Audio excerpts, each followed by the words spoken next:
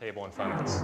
So in order to understand magnetism, we actually have to travel to the very center of the Earth. Yeah, and when we do, what we find is this solid core of iron. And the solid core of iron is like a big ball, and it's nearly the size of the moon. Right, this solid lump is the inner core of the planet. And surrounding that, we have a molten outer core.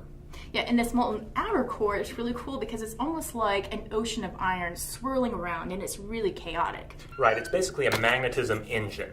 And it's producing all of this magnetism around the globe, which is why if you're lost on a summer day, say out in the woods, you pull out your compass, and no matter where you are, you will be able to look at it and see which way points to the very top of the planet, the north, and which way points to the very bottom of the planet, the south.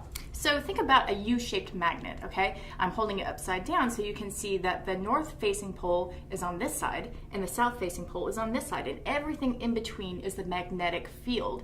And that's pretty much what's happening here on Earth. So not only does it create this magnetism, but it also acts as a shield for our planet. To understand how magnetism actually protects our planet, we have to travel into space.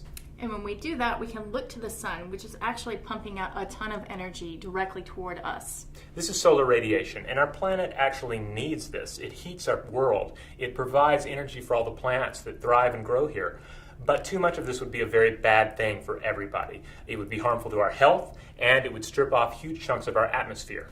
Especially if you consider something called a solar flare. And this is basically a storm on the surface of the sun. And when this happens, it actually emits a huge electrical charge of particles on par of 1 million megatons of TNT, and that's a lot of fireworks.